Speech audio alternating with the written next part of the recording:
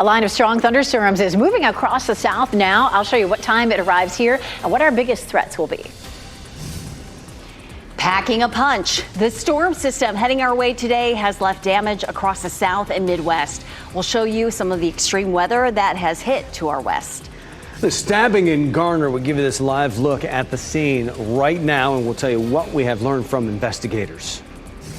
Big ticket for Duke fans. The Blue Devils are preparing for the Final Four this weekend in San Antonio. We break down how much it will cost Cameron Crazies who want to make the trip. To experience your team playing in the Final Four in person, priceless though, right? That's what they say. Good morning, everyone. It is 6 o'clock on your Monday morning. We're here to get you started. I'm Renee Chu. And I'm Jeff Hogan. Thanks for making us part of your Monday here as we give you this live look right now. This is in Nashville, Tennessee, courtesy of EarthCam. The storm system that is headed our way is passing through there right now. Can't really see with the, oh, there's a bolt of lightning right there. I was about to say it's too dark to really see anything, but yeah, that storm's passing through. It has a history of some serious damage. Elizabeth Gardner in the WRAL Severe Weather Center right now, and some electricity too, we see. Yeah, definitely. So you can see that front as it moved through Nashville and moving on into East Tennessee right now.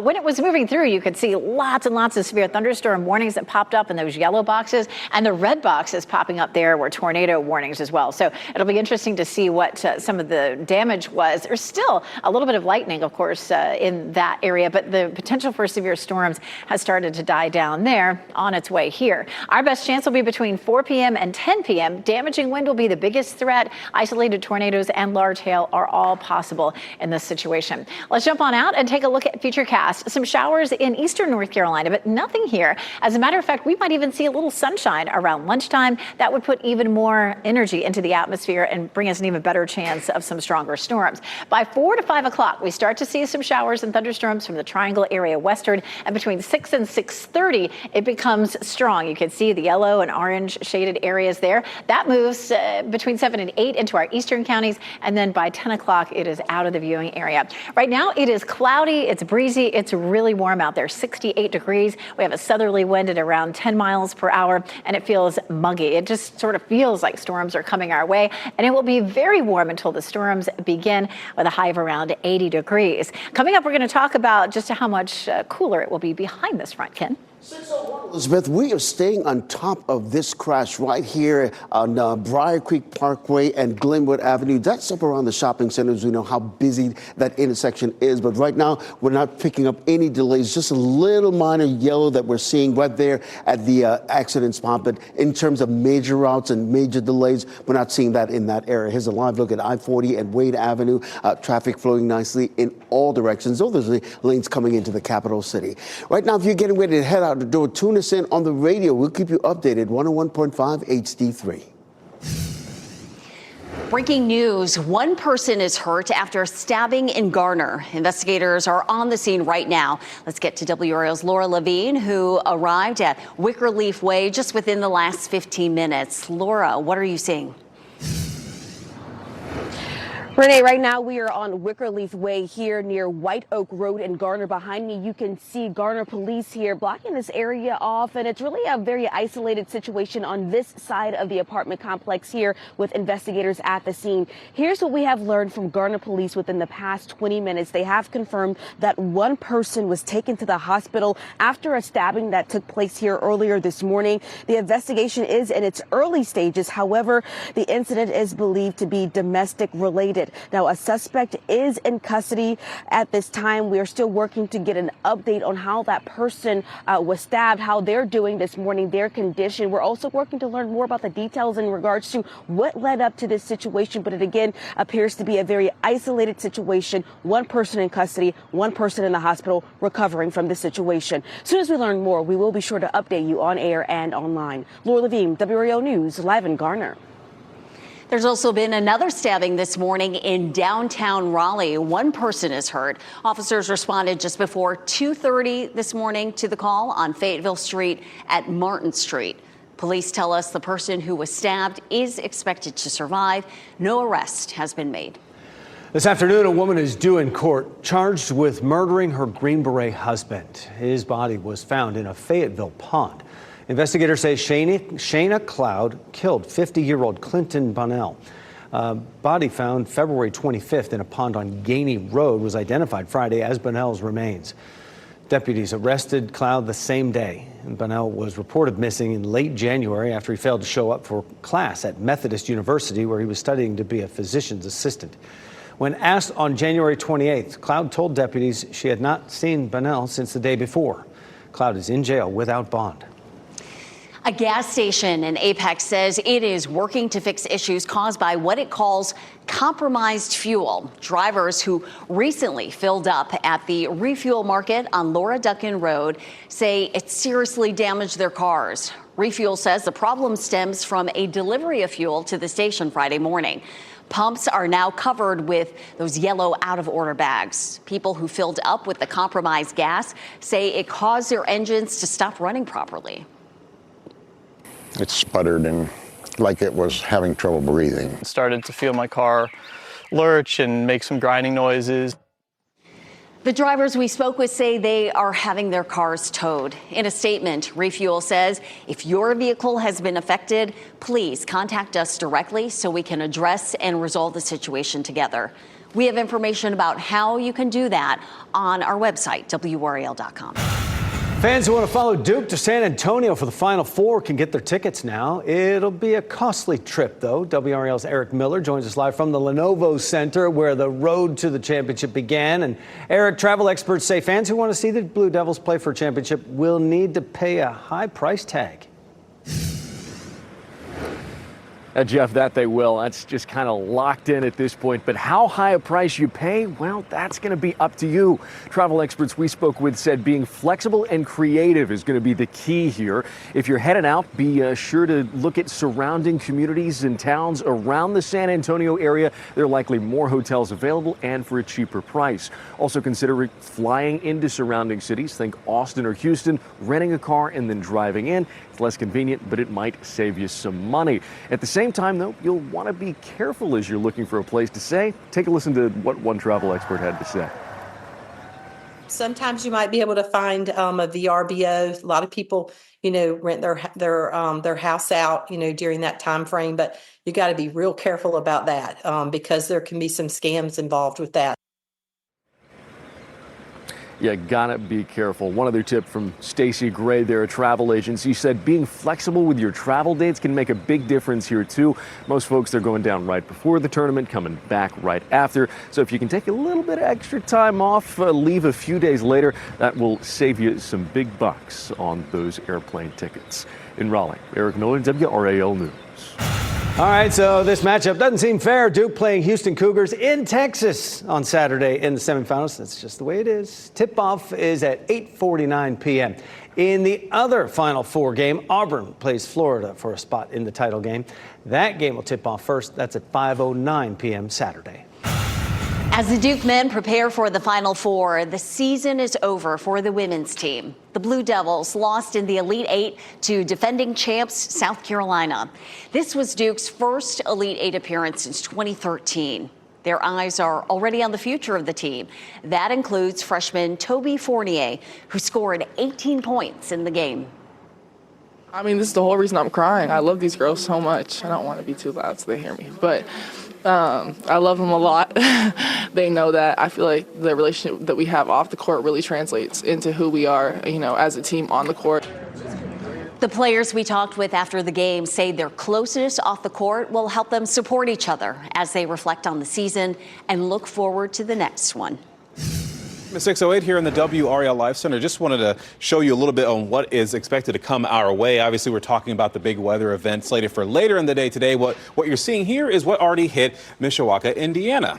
We're talking about thousands of people without power because of the severe storm that moved through parts of Indiana over the weekend.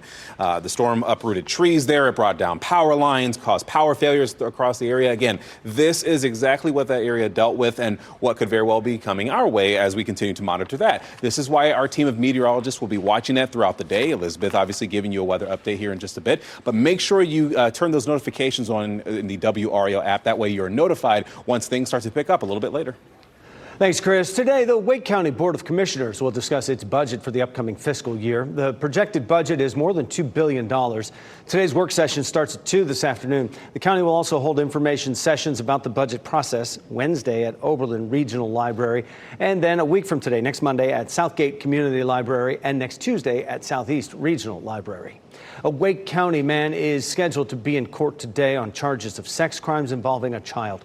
24-year-old Isaac Diaz is accused of committing a sexual offense against a child in southern Wake County. His charges include indecent liberties and statutory rape. He's being held without bond. Humid weather is helping crews in western North Carolina fight the Black Cove complex of wildfires. And rain that's on the way should provide even more help. The three fires combined have burned more than 7,600 acres. The Black Cove fire has burned 3,500 acres. It's 36% contained. The Deep Woods fire is nearly 4,000 acres and 32% contained. The Fishhook fire is 100% contained at nearly 200 acres. A reminder, a statewide burn ban is in effect until further notice. Today is the last day teens can apply for Raleigh's Summer Youth Employment Program. That program helps teens between the ages of 15 and 18 develop their skills and prepare for future employment. Over 7 weeks, 200 summer youth employees will get valuable work experience and discover possible career pathways. You can apply online at raleigh.gov. It is the end of an era. How longtime customers of the 42nd Street Oyster Bar are saying goodbye as the Raleigh icon closes for good. And the race to find survivors after a powerful earthquake struck Southeast Asia. What officials are saying about the search efforts there this morning. And today is a WRAL weather alert day. Wind damage is our biggest threat, but we could see hail and tornadoes. I'll show you the history that the storm has produced and what could be headed our way. Stay safe with the latest WRAL weather alert day info. Get up to the minute weather and traffic conditions when you get in your car. In Raleigh on 99.3 FM, in Durham 96.5 FM, and everywhere on 101.5 HD3.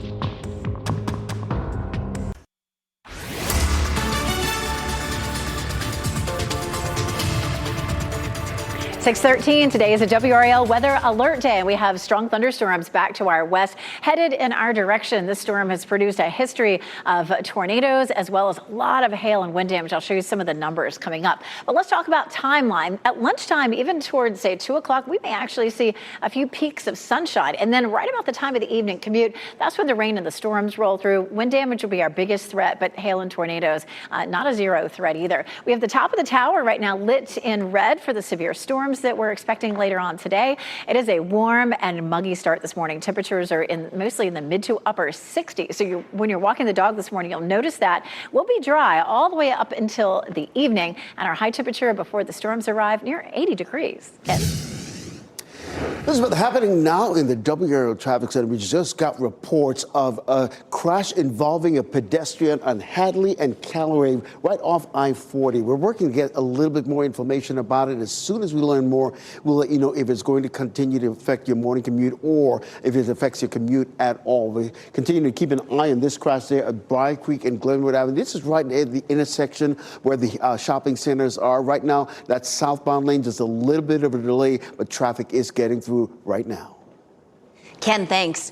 The vice chair of U.S. Bank is believed to have been on the small plane that crashed in Minnesota. A bank spokesperson says the plane was registered to Terry Dolan, who is also the company's chief administration officer.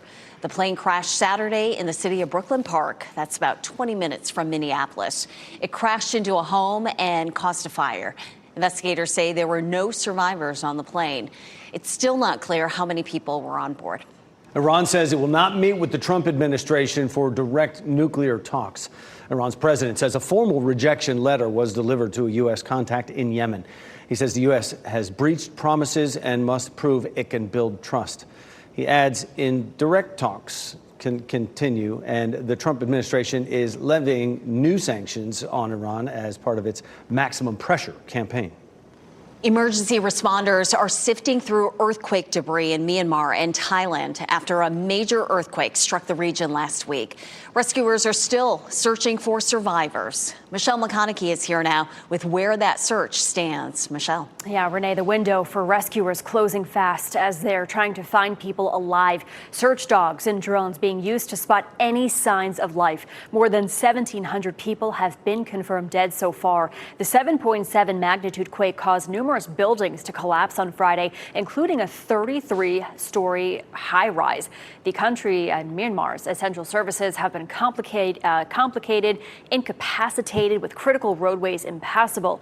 In some areas, hospitals in the region reportedly running short on medical equipment and blood. Field hospitals are being set up to treat the thousands of wounded. So many have lost everything. The house, the car, everything. Even now for the Burmese people, we just feel like we lost everything. We don't have anything. A 5.1 magnitude quake struck central Myanmar Sunday amid a series of aftershocks. Several countries are said to be sending aid and rescue crews to help in the aftermath of the earthquake. But according to officials, internet disruptions are complicating those efforts. They also say it may be weeks before they understand the full extent of destruction caused by this powerful earthquake. Michelle, thanks for that update. One of Raleigh's most legendary restaurants is officially closed now. 42nd Street Oyster Bar served customers for the very last time last night. Every single table was full, and we are told this is how it has been ever since the restaurant announced it was closing. 42nd Street Oyster Bar was in service in Raleigh since 1931 and at this location since 1987.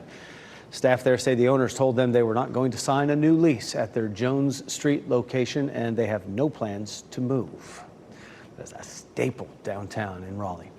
Elizabeth Gardner over in the WRAL Severe Weather Center right now. WRAL Weather Alert Day with that line of storms coming through our area tonight. And we take a look at what's happening right now. Cloudy skies. You can feel it when you step out the door. It feels muggy. It feels very warm. So it feels like a WRAL Weather Alert Day. We take a look at where the storm is now. It moved through Nashville with a big, hefty line of storms. Lots of severe thunderstorm warnings and tornado warnings moving through the middle of Tennessee. And now we're still seeing some severe thunderstorms across parts of Mississippi and down toward New Orleans. As a matter of fact, there in Louisiana, all the way at the southern part of this front, now we're seeing some tornado warnings and severe thunderstorm warnings there as well. So this has been a powerful system causing lots and lots of problems. So the gray circles are where we've had wind damage. So far, overnight last night, about 392 of those. The blue circles are hail at about 198. And then 3 reports of tornado damage, 1 in Michigan, 1 in Missouri, and 1 here in Tennessee, just west of Nashville. The other one was here, again, just that corner of Missouri. But lots of hail, lots of wind damage with this, and that's what's headed our way. So when will we see it? Between 4 and 10 p.m., damaging wind will be our biggest threat, but isolated tornadoes and large hail are certainly possible, and this will be pretty much for all of North Carolina. This is a look at where we have the level 3 risk. That means that storms would be more widespread than they would be at level 2, and they may last a bit longer. They'll have a better chance of producing tornadoes. That level 2 risk means scattered severe storms are possible. A level 3 risk means numerous severe storms are possible, and they can be more persistent and more widespread and just have a better chance of producing tornadoes.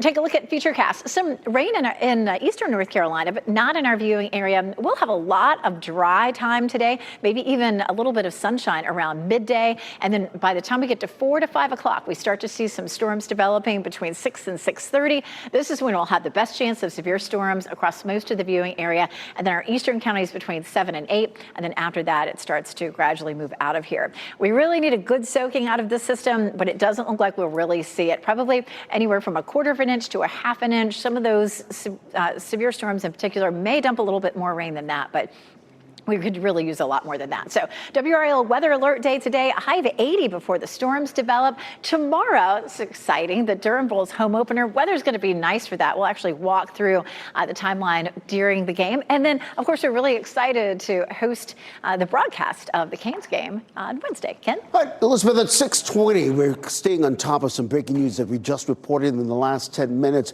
It's a crash involving a pedestrian right there at Hadley and Callaway Drive. For more more of a reference point. We're told it's right near Hammond Road, just off I-40. We got a crew on their way to that scene. We'll let you know if it will affect your morning commute, particularly if Hammond Road is part of that morning commute. We're staying on top of this serious crash on Glenwood Avenue near Briar Creek Parkway. That's near the intersection where the shopping centers are. You know, it's a very busy intersection. But right now, traffic is getting through and not causing any delays for you right now. In terms of the other major routes heading into the capital city, very little to no delays happening right now. Record-breaking fire, the new spread of the Table Rock fire in South Carolina, which has now reached across the border into North Carolina. And more tariffs coming. The imports President Trump is targeting this week, and where you may see prices going up. And here's a look at your winning lottery numbers.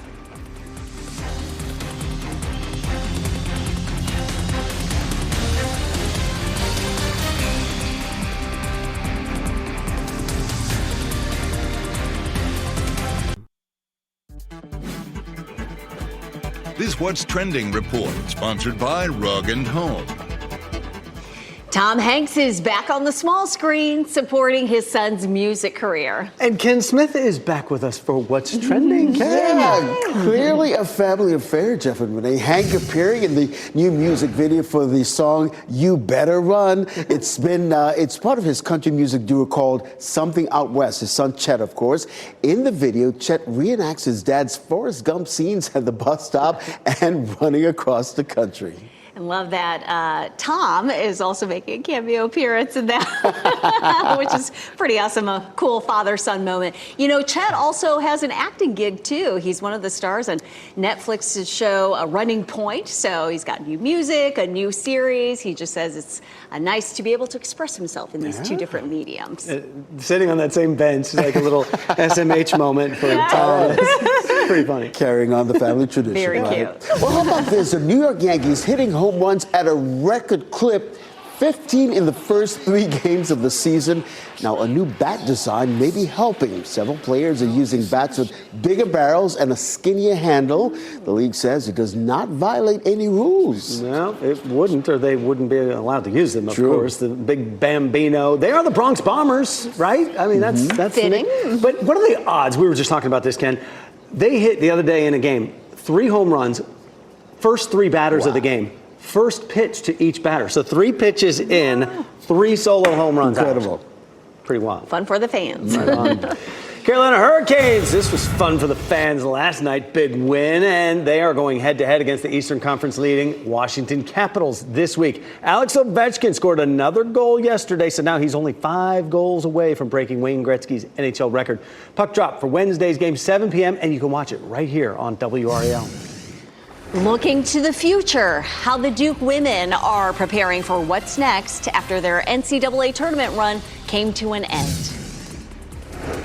And today is a WRAL weather alert day. We're going to see the best chance of rain starting right around the time of the evening commute and lasting until around 9 or 10 o'clock. It looks like hail, tornadoes, and wind damage will be our biggest threats. I'll show you the details coming up. Yeah, Elizabeth, you said it. That trail of damage. We'll take a look at what is left behind in places where that storm system has already hit in the Midwest and South as we prepare for it to arrive here later today.